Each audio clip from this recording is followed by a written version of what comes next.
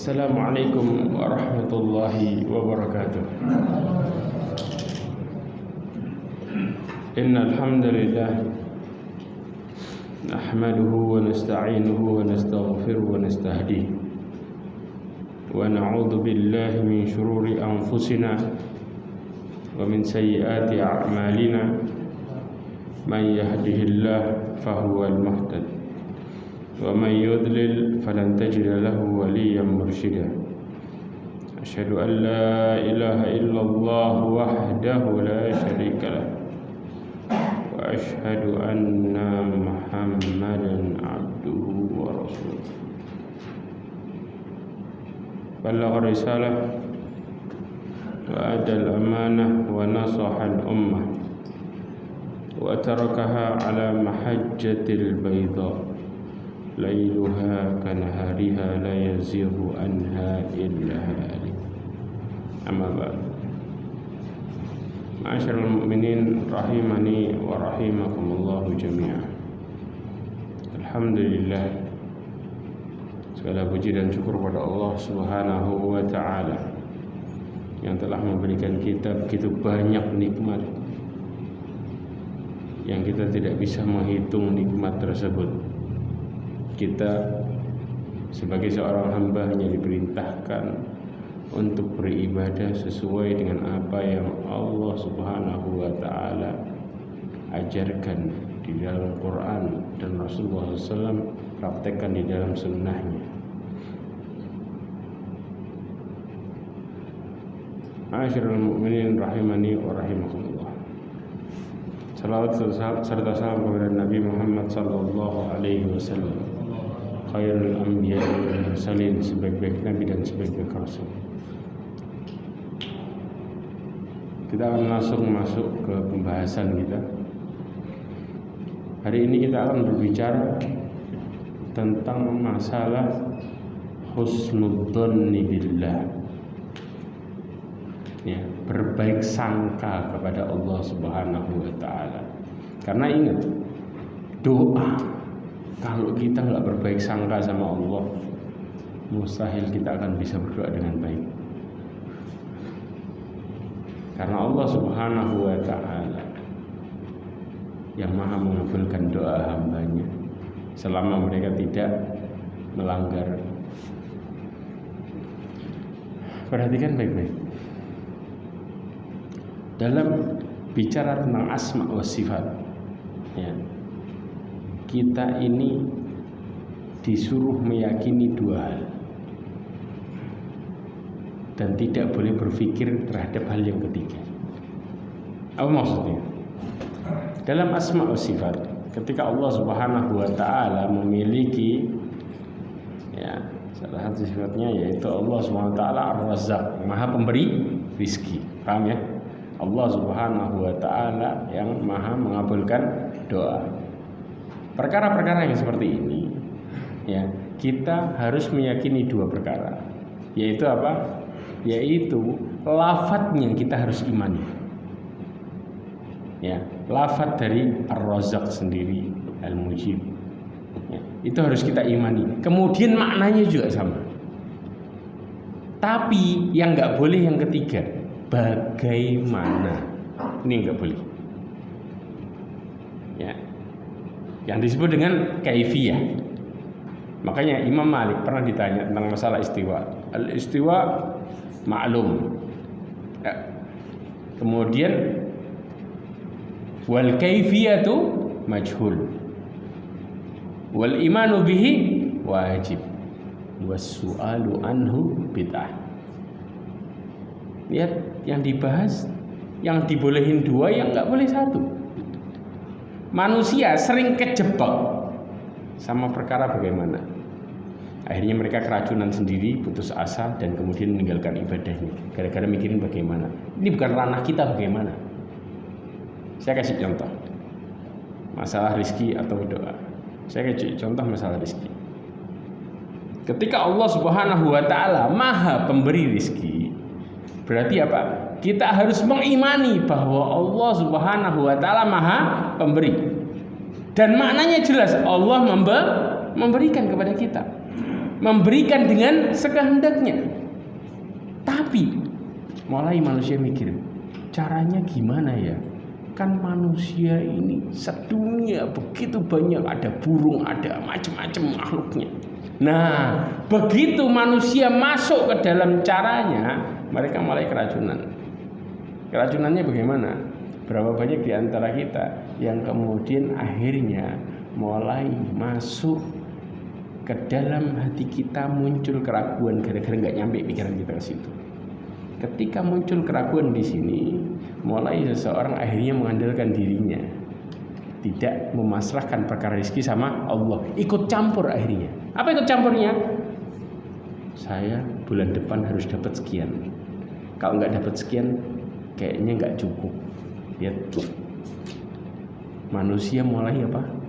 Mulai menghitung-hitung seakan-akan mereka yang menjadi penyebab rizki itu bakal datang dengan jumlah sesuai dengan prediksi.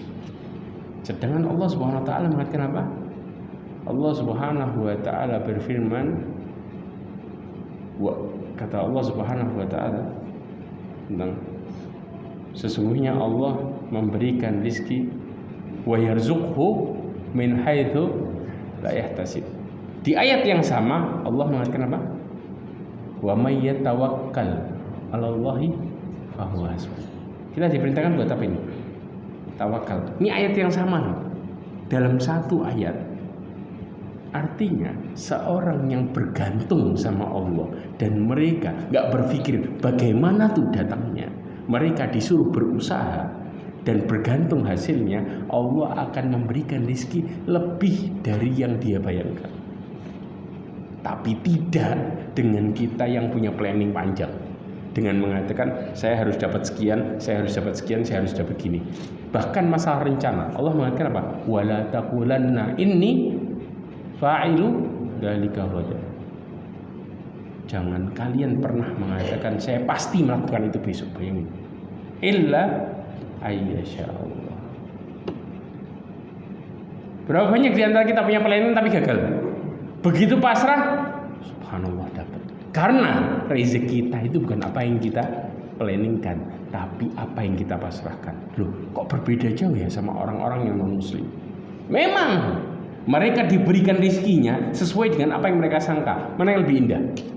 Apa yang Allah takdirkan buat kita atau apa yang kita sangka? Apa yang Allah takdirkan jauh lebih indah dan lebih besar dibanding dengan apa yang kita sangka. Berapa banyak orang-orang yang kemudian menjauhin agamanya gara-gara mendapatkan sesuatu apa yang diprediksi, sehingga mereka nggak gampang bergantung sama Allah. Kenapa? Karena merasa semuanya hasil usaha dirinya. Banyak orang putus asa gara-gara mikirin bagaimana. Ini bukan wilayah kita untuk memikirkan tentang Allah bagaimana. Kita cuma disuruh apa? Beriman dan berusaha sesuai perintah. Juga masalah doa. Berapa banyak orang mengatakan katanya Maha mengabulkan doa. Saya bolak-balik berdoa nggak dijawab-jawab. Nah, manusia mulai masuk dalam perkara bagaimana. Bagi manusia yang disebut dikabulkan, minta langsung dikasih. Inilah manusia sama manusia. Ini manusia sama Allah berbeda. Allah ngerti ini yang cocok sama hambanya, ini yang enggak. Maka Allah mengatur pengabulan doa dengan seindah mungkin. Pas dia dikasih, pas tambah dekat. Tapi kalau Allah benci, Allah kasih apa yang dia minta sesuai, terus tambah jauh, tambah jauh, tambah jauh. Lihat, makanya jangan pernah memikirkan tentang perkara bagaimana. Makanya dikatakan wasu'alu anhu bid'ah. Orang mulai tanya, gimana? Mulai dia membuat perkara-perkara yang di luar aturan. Ini yang seharusnya kita lakukan. Maka seorang mukmin harusnya berbaik sangka sama Allah dan jangan ikut campur tentang perkara bagaimana Allah. Jelas? Ya. Kita masuk ke dalam pembahasan.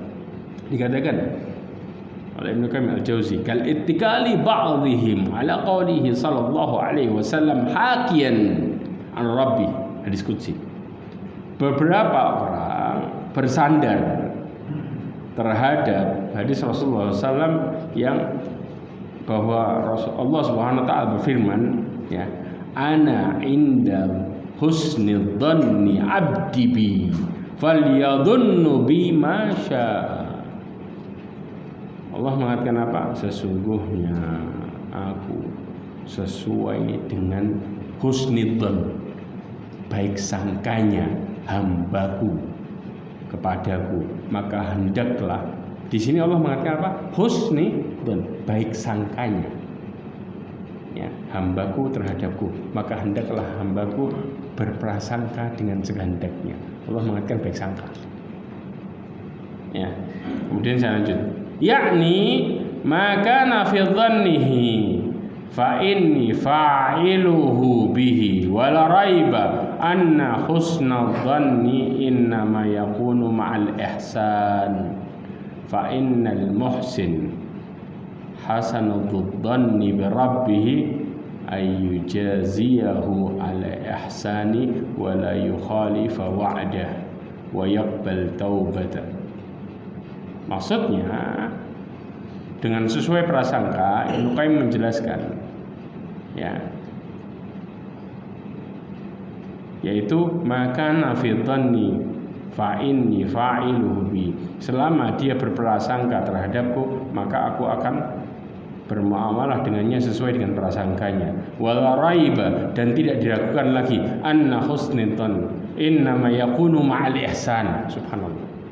Bahwa sesungguhnya orang-orang yang berbaik sangka kepada Allah Subhanahu wa taala itu baik sangkanya dibarengin sama perbuatan kebaikan. Ini enggak. Udah, Allah Maha Pengampun, tapi apa? Kita maksiat.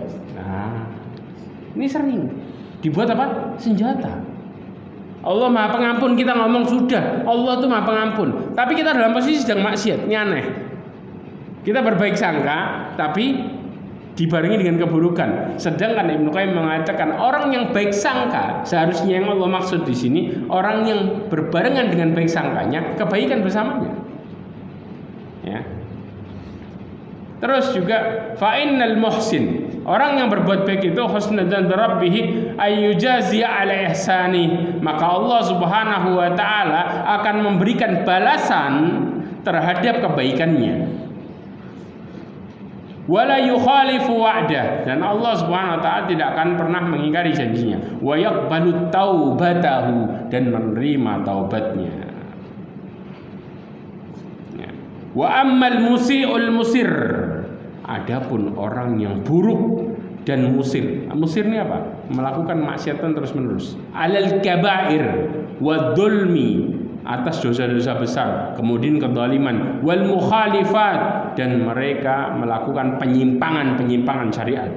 Fa innal wahsyatal ma'ashi, sesungguhnya kegelisahan, ketakutan yang timbul dari kemaksiatan, wahsyah, ya, wadzulm, dan kezaliman, wal haram tamna'uhu min husnidzan bi rabbih. Nah, menghalangi mereka berbaik sangka sama Allah. Berarti apa? Selama ini yang kita jadi buruk sangka sama Allah gara-gara apa? Maksiat. Makanya orang nggak sabar. Subhanallah. Coba perhatikan orang-orang yang bermaksiat, nggak bakal dia bisa tenang untuk menunggu sesuatu, nggak sabar. Karena kesabaran itu sifat orang mukmin. Kata Rasul apa? Fa in asabathu sarra sabar fakanat khairun, wa fa in asabathu dharra sabar fakanat khairun. Ketika mereka ditimpa kesusahan, mereka bersabar. Itu sifat orang mukmin, tidak dengan sifat orang-orang yang bermaksiat. Maka mereka ngomong, da'autu falam yastajibu li. Bahkan Rasulullah mengatakan, seseorang berdoa, mereka akan dikabulkan malam yasta'jil, selama tidak terburu-buru. Kemudian sahabat bertanya, "Masta'jal ya Rasulullah?" Apa yang disebut terburu-buru? Dia mengatakan, da'autu falam yastajibu. Aku berdoa kepada Allah bolak-balik dan Allah belum mengabulkan. Ini yang disebut terburuk-buruk. Dan orang yang seperti ini, mereka hasilnya berburuk sangka sama Allah. Oh berarti Allah nggak berkehendak. Oh berarti Allah nggak mau sama saya. Na'udzubillah, berbagai macam. Karena efek kemaksiatannya. Jadi jangan salahin Allah, salahin dirinya. Juga yang jadi penghalang kebaikan yang datang sama dia. Kebaikan itu mau datang, nggak jadi gara-gara kemaksiatan yang dia lakukan. Ya, makanya Rasulullah SAW mengatakan dalam hadisnya, kata Rasulullah, Pak, wa ajmilu fit talab. Kalau kalian mau berdoa, berdoalah dengan perbagus kalian dalam cara meminta. Maksudnya apa? Sebelum sama sesudahnya lakukan ketaatan. Itu yang disebut memperbagus permintaan. Ini enggak. Kalau sebelum dan sesudahnya kita melakukan kemaksiatan, kira-kira bisa enggak Allah mudah mengabulkan sesuatu? Enggak. Jelas sih. Saya lanjutkan lagi. Wa hadza mawjudun fi syahid. Fa innal abdal abiqa al-kharija an ta'ati sayyidihi la yuhsinu dhanbi. Dan ini ada saksinya, ada kenyataannya seharian, yaitu apa? Seorang hamba, ya, seorang hamba abiq itu apa? Abiq itu melarikan diri, ya. As-sayyid, ya, al-kharij an ta'ah, dia keluar dari ketaatan tuannya. Dia tidak akan pernah, seorang hamba yang melarikan diri, ya, yang buruk perangainya, yang dia tidak taat kepada tuannya, dia tidak akan pernah berbaik sangka sama majikannya. Subhanallah. Sama seorang kita ini apa? Hamba Allah, kan? Ya. Hamba Allah, kita digariskan sama Allah, lakukan aturan A, B, C, D. Kalau kita keluar dari aturan, kita lari dari semua itu, ada celah kita untuk berbaik sangka sama Allah. Kalau kita yakin sama Allah, kenapa keluar aturan? Itu pertanyaan sama diri masing-masing. Kalau kita yakin sama Allah bahwa semua itu pasti baik, kenapa kita kok milih yang nggak baik? Jelas. Ya, berarti di sini kita yang kemudian bermasalah jadi seorang hamba. Oh budak aja, budak melarikan diri. Ada budak yang melarikan diri dari tuannya kemudian menilai tuannya baik. Ketemu enggak? Kalau menilai tuannya baik, menilai tuannya memberikan dia berbagai macam kebaikan, nggak mungkin dia lari. Aneh, gitu loh. Sama, seorang hamba Allah, kalau menilai Allah baik, ngomongnya saya tuh berprasangka baik sama Allah, kenapa kok nggak ngelakuin ketaatan? Padahal Allah Subhanahu wa ta'ala sudah jelas memberikan kebaikan yang dia bersaksi dengannya. Ini namanya apa? Lain di mulut, lain di hati. Disebutnya apa? Munafik. Ya, dia supaya kepengen orang menilai dia baik, maka dia ikut bareng. Begitu nggak ada orang jadi setan.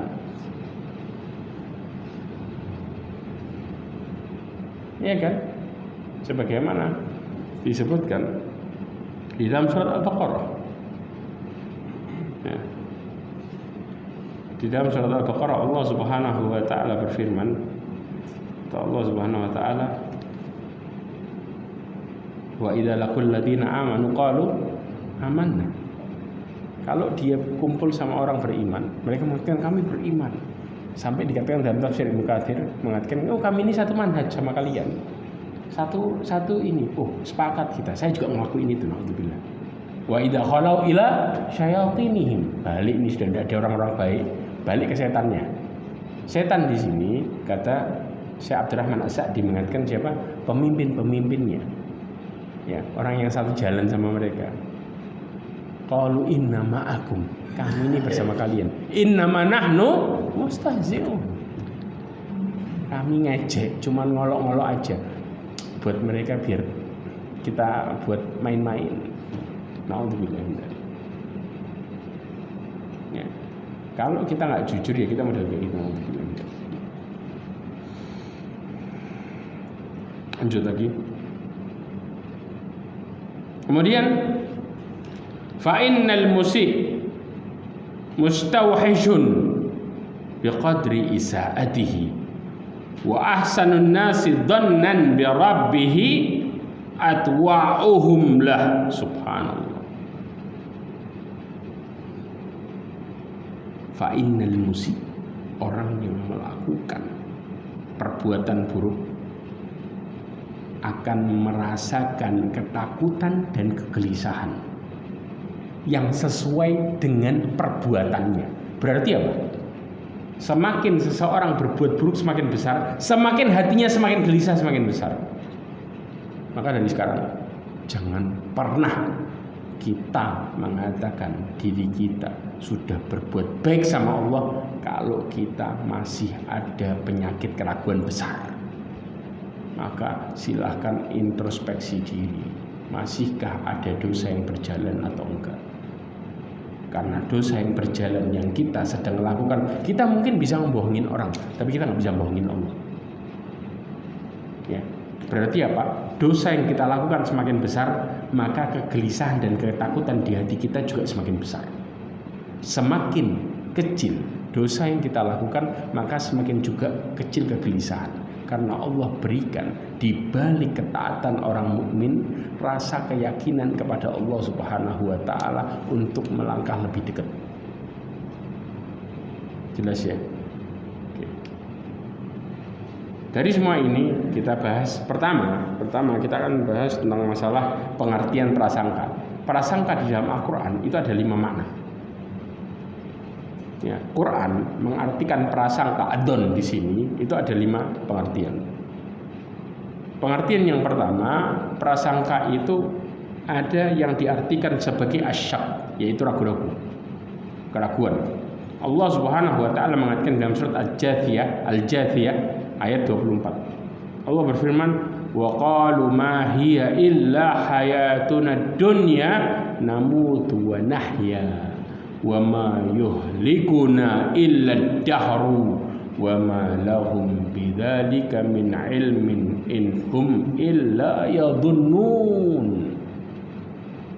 Ya, Allah SWT berfirman, ya, ketika mereka mengatakan kehidupan ini tidak lain hanyalah kehidupan di dunia saja dan kita mati, kita hidup dan tidak akan membinasakan kita selain masa, ya, ad-dahr, selain masa.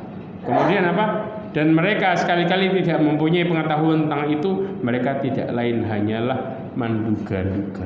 Menduga-duga di sini artinya adalah ragu. Karena Ibnu Katsir mengatakan masalah ini, wa ma lahum bidzalika min ilmin inhum illa yadhunnun. Ya. Mereka mengatakan demikian semata-mata berdasarkan dugaan atau ilusi mereka karena ragu. Ya enggak. Berapa banyak di antara kita, ya, mengatakan tentang perkara, ya, sampai ada orang yang melihat dalam kondisi rusak yang disalahin siapa? Zamannya. Betul enggak? Sekarang zaman edan. Berapa banyak orang perkataan itu keluar? Hah? Allah menurunkan ayat ini untuk bantah itu. Jadi seakan-akan orang itu terperosok karena zamannya. Orang itu, ya, terkena masalah gara-gara zamannya. Sedangkan Rasulullah SAW mengatakan di dalam hadis yang diriwayatkan oleh Bukhari dan Muslim dari Abu Hurairah. Perhatikan, yaqulullahu ta'ala, Allah mengatakan, yu'dini ibnu Adam, anak Adam menyakitiku, yasubud dahra wa ana dahr. Dia mencaci maki masa, padahal aku adalah masa, kata Allah SWT. Ya. Kemudian biyadil amr, dan di tanganku kekuasaan, uqallibul lailahu wan naharahu, dan aku, ya, kemudian menggilir atau membolak-balikkan siang dan malamnya. Berarti apa? Yang ngatur masa di sini siapa? Allah. Kalau kita kemudian menghina waktu, berarti kita menghina Allah. Yang salah orangnya, Yang salah orangnya. Dari dulu waktunya berjalan normal. Ada waktu tiba-tiba berubah dari siang malam berubah jadi malam siang. Kegiatan kita berubah jadi malam siang. Yang salah siapa di sini? Yang balik sendiri. Orangnya. Allah sudah ngasih tahu. Wa ja'alna al-laila libasa wa ja'alna an-nahara ma'asya. Kalau yang di malam hari nyari nafkah, pagi harinya tidur, ya jangan salahin Allah. Salahin diri masing-masing, karena Allah sudah mengatakan, kami jadikan malam hari sebagai selimut pakaian bagi kalian. Wa ja'alna an-nahara ma'asya. Kami jadikan siang hari sebagai penghidupan. Udah. Terus kalau diputar, kemudian orangnya mengatakan, oh ini gara-gara waktu ini saya jadi kayak gini lah. Paham di sini ya? Dan ini orang-orang yang seperti ini mereka menduga-duga, makanya kemudian menjadikan waktu sebagai bahan olokan karena mereka melakukan ini karena kesalahan diri mereka sendiri. Yang kedua, pengertian adzan di sini adalah keyakinan. Allah Subhanahu wa taala mengatakan di dalam surat Al-Baqarah 249. Qala alladziina yadhunnuna annahum mulaqullahi kam min fi'atin qalilatin ghalabat fi'atan katsiratan bi'idznillah. Orang-orang yang dzan di sini apa? Yakin mereka akan bertemu dengan Allah. Di dalam tafsir As-Sa'di disebutkan ini berkaitan dengan Jalut dan pasukannya. Orang-orang ya yang disebut yang yakin di sini, kata Imam Abdurrahman As-Sa'di mengatakan, akan tapi orang-orang yang beriman ya, yang keimanannya sempurna, mendorong semangat dan menguatkan mereka untuk terus-menerus maju berperang. Di mana mereka berkata, berapa banyak golongan yang sedikit bisa mengalahkan golongan yang banyak dengan izin Allah. Artinya keimanannya yang sempurna menjadikan mereka terus maju, nggak peduli jumlah. Berarti apa? Orang kalau sudah berani maju, kemudian mengorbankan nyawa, kalau nggak yakin nggak mungkin. Enggak? Karena ini berkaitan hidup mati. Orang paling takut berkaitan hidup mati. Makanya subhanallah, ya, penyakit wahan itu karena munculnya rasa ragu. Coba orang begitu nih lagi majelis, diomongin kalau mati besok, jangan. Karena apa? Kita bingung. Nanti kalau besok mati, kalau saya masuk surga ya, kalau enggak, munculnya keraguan yang dahsyat dan mereka ragu gara-gara amalnya sendiri. Dalam arti mereka dalam posisi banyak bermaksiat, tapi kalau ditanya 5 tahun kemudian jawabannya tetap sama juga. Mereka akan mengatakan jangan sekarang. Ditanya 10 tahun lagi jangan sekarang, karena mereka masih terus bermaksiat. Padahal Allah nggak pernah nunggu zaman sekarang. Nah di sini ya. Jadi subhanallah, kenapa orang-orang dulu punya keyakinan? Karena mereka selalu mempersiapkan dirinya untuk perkara itu, sehingga kapanpun datang mereka nggak takut tentang kematian. Tapi yang mereka pikirkan adalah mereka berusaha untuk mencari ridho Allah, berharap Allah meridhoi sebanyak-banyaknya. Paham ya? Makanya orang yang seperti ini mereka menemui keyakinan yang dahsyat. Bahkan musuh yang banyak pun itu nggak jadi masalah, karena Allah bakal nolong. Karena jumlah bukan syarat, itu yang terjadi. Jumlah bukan sebuah senjata untuk kemenangan bagi orang yang yakin sama Allah. Lanjut. Pengertian yang ketiga, adzan di sini artinya tuduhan, tuhmah. Ya. Allah Subhanahu wa taala dalam surat At-Takwir ayat 24, "Wa ma huwa 'alal ghaibi bidhanin." Ya. Dia Muhammad bukanlah termasuk orang-orang yang tertuduh terhadap hal-hal yang gaib. Di dalam tafsir As-Sa'di disebutkan Muhammad bukanlah seorang yang tertuduh menambahi, mengurangi, menyembunyikan sebagian yang diwahyukan Allah padanya tapi Muhammad adalah yang paling terpercaya dari kalangan penduduk bumi dan langit yang menyampaikan risalah Rabb-Nya dengan nyata.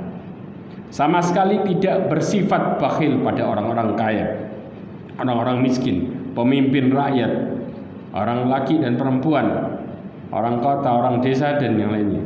Kenapa? Karena itu Allah mengutus beliau di tengah-tengah kaum yang tidak bisa membaca dan menulis lagi bodoh. Ya, berarti penyampaian Rasulullah SAW terhadap suatu yang gaib bukan perkara tuduh menuduh.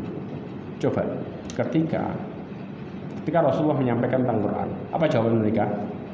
Oh, penyihir. Tujuan bukan ini. Ya, mereka karena nggak bisa beriman.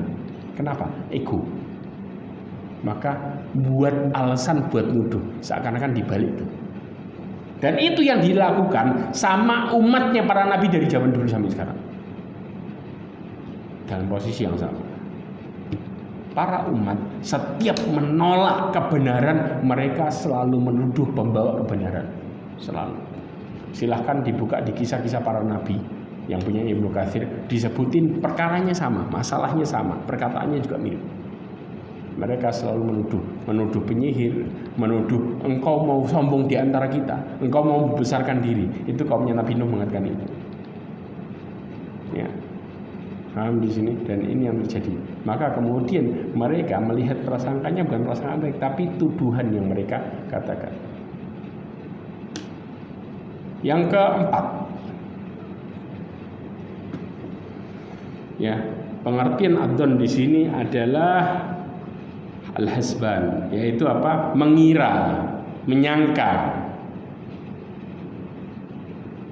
sesuai dengan pengertian prasangka. Nah ini Allah SWT berfirman dalam surat Fussilat ayat 22. Allah SWT mengatakan, walakin dhanantum annallaha la ya'lamu katsiran mimma ta'malun. Akan tapi kalian mengira, menyangka bahwa Allah Subhanahu wa ta'ala tidak mengetahui banyak terhadap apa yang kalian telah kerjakan. Subhanallah, di balik ini ada kisah sebenarnya. Kisah yang terjadi terhadap orang-orang Quraisy. Jadi orang Quraisy ini ngumpet-ngumpet. Ngumpetnya di mana? Ngumpet di Ka'bah lagi. Saya kisahkan, hadis ini diriwayatkan oleh Imam Ahmad.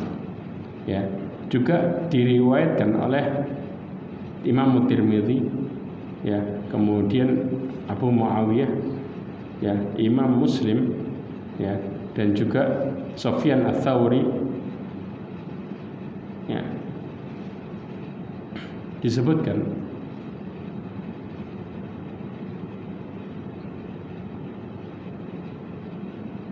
dari Abdullah qala kuntu mustatiran bi astaril Ka'bah faja'a thalathatu nafarin Quraisyun.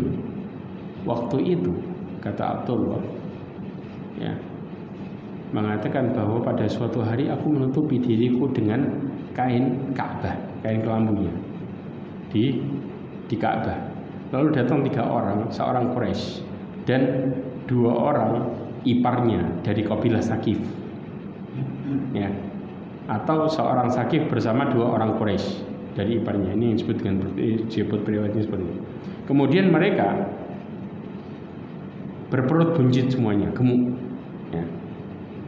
Tetapi pengetahuan mereka minimal, pengetahuannya kecil, badannya aja gede.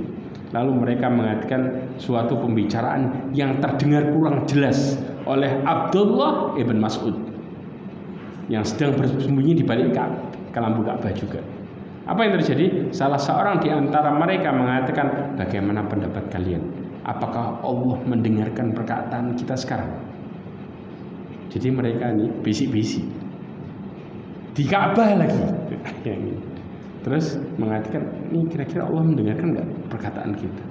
Yang lain menjawab, sesungguhnya bila kita keraskan suara kita, ya Allah mendengarkan kalau keras.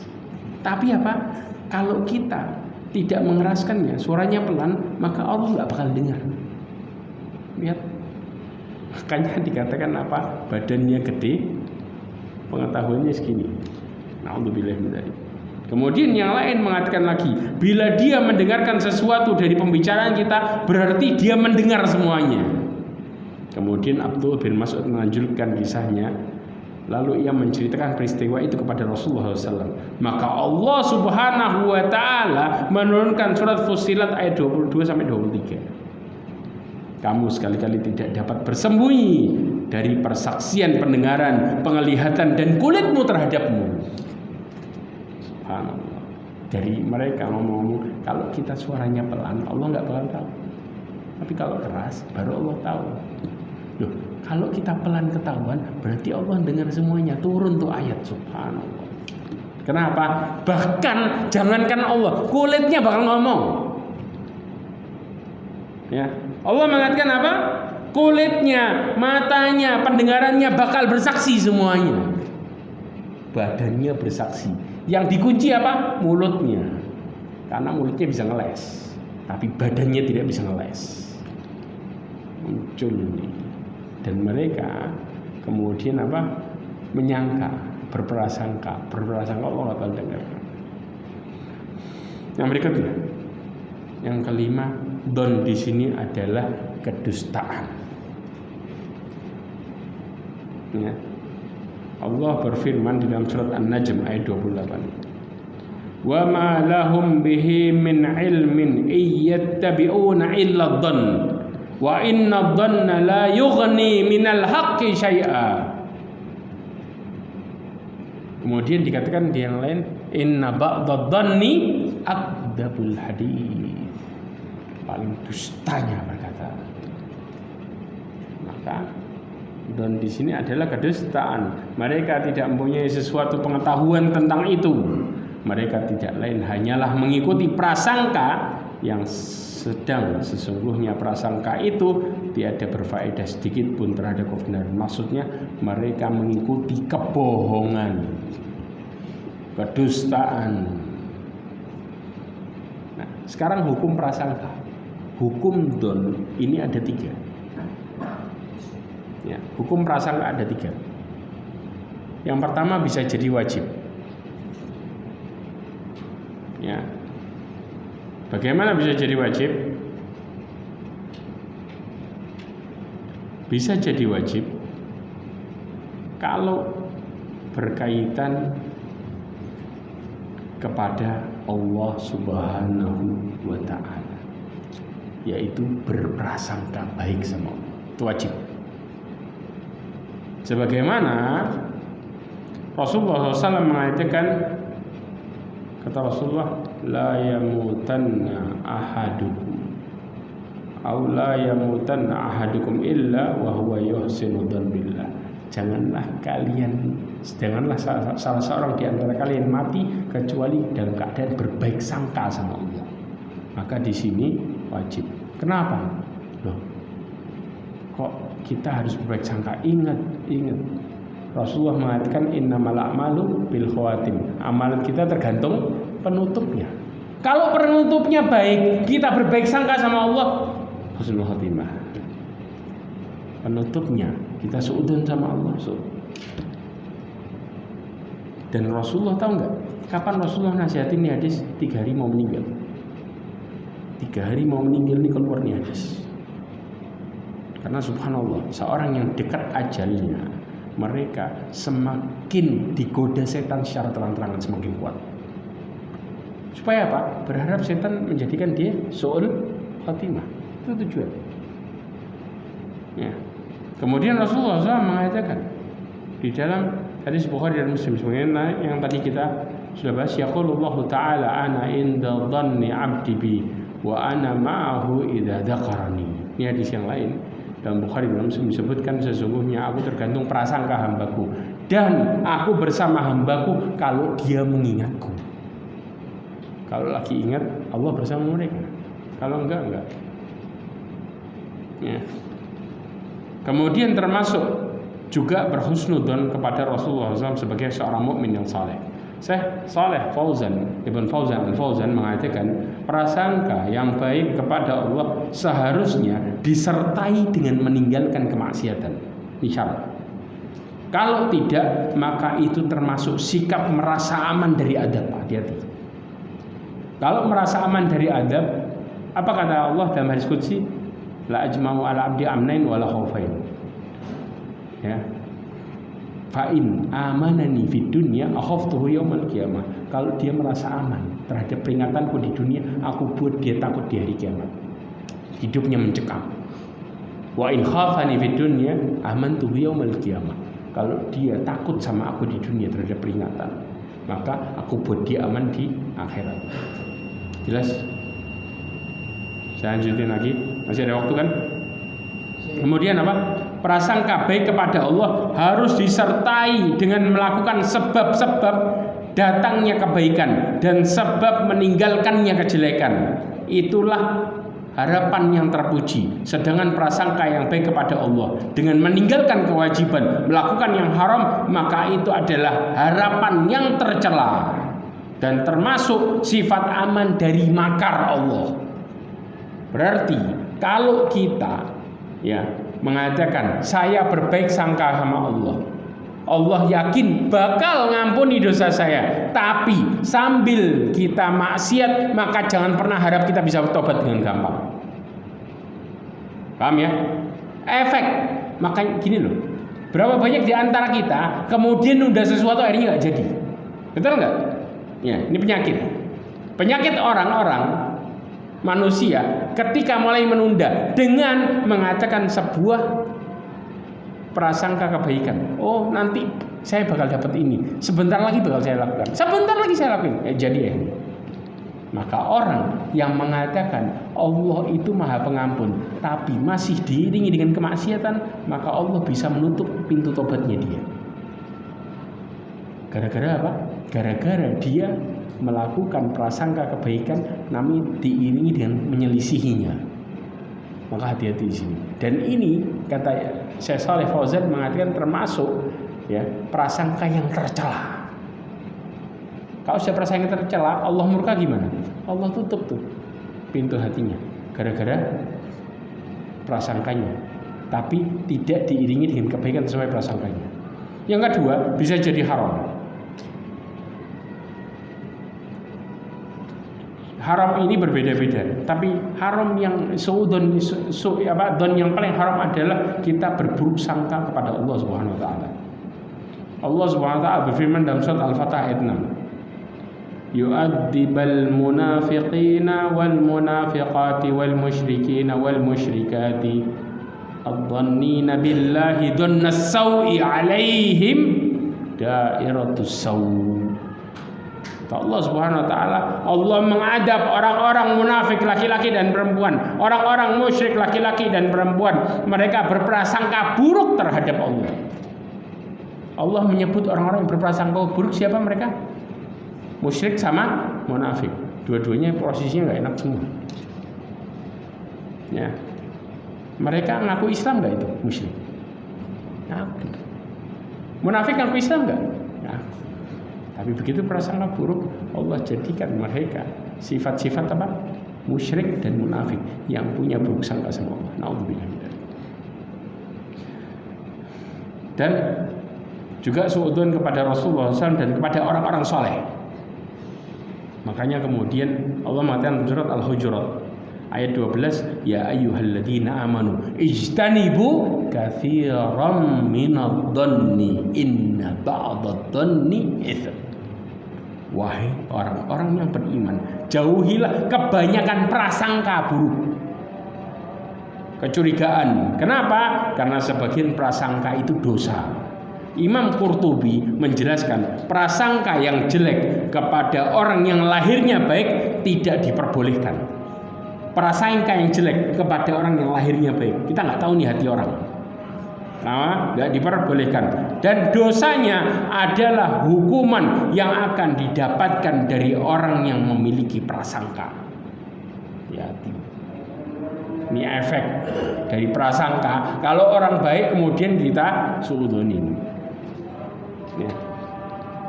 Yang ketiga, prasangka itu diperbolehkan hukumnya, yaitu prasangka yang tidak mengantarkan kepada dosa. Kayak gimana? Ya, Allah SWT berfirman, saya jelasin darinya dulu. Inna ba'dadh-dhanni itsm. Sebagian prasangka itu dosa. Tapi Al-Imam Qurtubi menjelaskan, ya, adzan di sini dalam syariat ada dua. Prasangka ini ada dua. Ada prasangka terpuji, ada tercela. Prasangka yang terpuji adalah prasangka yang tidak membahayakan agama orang yang diprasangkai. Dan orang yang menjadi prasangka, yang menjadi sasaran prasangka, ketika itu sampai kepada dirinya. Sementara prasangka buruk adalah prasangka yang sebaliknya. Maksudnya gimana? Kalau kita prasangka kepada orang yang jahat atau terbiasa melakukan kemaksiatan terang-terangan, maka itu boleh. Ya, apalagi orang yang ngumumin, kemarin saya sudah melakukan maksiat ini dan ini. Nah, secara jelas orang-orang yang seperti itu, ya, Rasulullah mengatakan apa? Kata Rasulullah mengatakan dalam hadisnya, la yadkhul jannah al-mujahirun. Enggak akan masuk surga orang yang terang-terangan. Apa yang maksudnya terang-terangan? Ketika dia melakukan kemaksiatan di malam hari, ya, kemudian Allah menutupi aibnya. Maka ketika di pagi hari dia mengatakan, ya fulan fa'altul bariha kada wa kada. Wahai fulan, saya tadi malam ngelakuin ini dan ini. Maka itu yang disebut dengan orang yang terang-terangan. Padahal Allah sudah menutupi aibnya, kata Rasulullah. Ya. Orang yang model kayak gini boleh nggak kita prasangka? Boleh. Karena dia secara terang-terangan apa? Melakukan kemaksiatan. Atau orang yang terbiasa melakukan kemaksiatan. Maka kita boleh berprasangka kepada dirinya karena membiasakan diri, sudah jadi kebiasaan. Ya.